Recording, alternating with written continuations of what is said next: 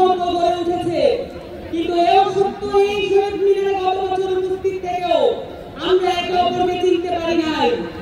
কিন্তু এই গণঅভ্যুত্থান আমাদের সকলের প্রাণকে একত্র করে দিয়েছে। আপনাদের সাথে আমাদের একটি সম্পর্ক কখনো বোঝার নয়। শহীদের আকাঙ্ক্ষা দিয়ে, শহীদ পরিবারের চাওয়া দিয়ে একটি রাজনৈতিক দল হিসেবে এনসিপি গড়ে উঠছে।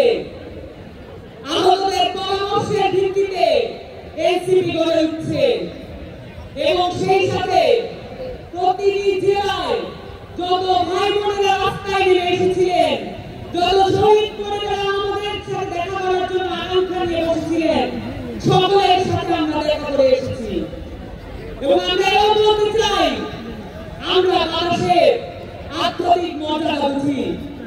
প্রতিটি জেলায় বাতাস আমাদের গায়ে লেগেছে, প্রতিটি জেলার অভ্যুত্থানের বাতাস গায়ে নিয়ে আজকে আমাদের সামনে উপস্থিত হয়েছি এবং প্রতিটি জেলার আকাঙ্ক্ষা নিয়ে আপনাদের সামনে উপস্থিত হয়েছি। এই আকাঙ্ক্ষার ভিত্তিতে এনসিপি গড়ে উঠছে এবং এই আকাঙ্ক্ষার ভিত্তিতে আমাদের ইশতেহার আপনাদের সামনে আজকে প্রেজেন্ট করা হবে। আপনাদেরকে আজকে আমি দুটো বিষয় নিয়ে কথা বলতে চাই।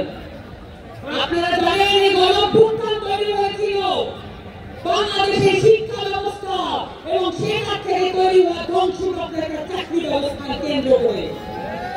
বাংলাদেশের যতগুলো লড়াই সংগ্রাম আছে সবকিছু কর্মসংস্থানের ভিত্তিতে হয়েছে এবং শিক্ষা স্বাস্থ্য নিয়ে হয়েছে। এই জায়গাগুলোতে যদি আমরা মনোযোগ দিতে না পারি, তাহলে আবার বাংলাদেশে গণঅভ্যুত্থান এবং বিপ্লব সংঘটিত হবে। আপনাদের সামনে আজকে একটি যুদ্ধের প্রস্তুতি ডাক নিয়ে আমরা এসেছি। শিক্ষা এবং স্বাস্থ্য, সেই সাথে আমাদের সংস্কৃতিকে অবহেলা করার কোনো সুযোগ নাই।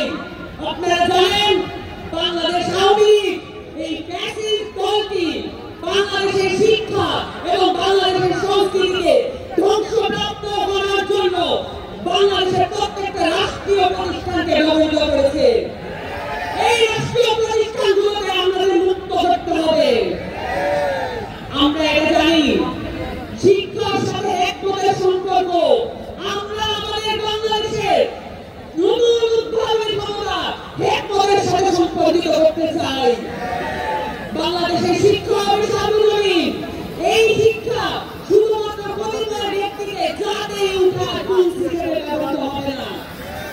এই শিক্ষা হবে প্রত্যেকটা মানুষের, ওই পথশিশুর বাবা, যে পথশিশু এই অভ্যুত্থানে নিজের প্রাণ দিয়ে দিয়েছে। আমরা সকলের জন্য সার্বজনীন শিক্ষা ব্যবস্থা আনবো, এই প্রতিজ্ঞা আপনাদের সামনে করছি এবং সেই সাথে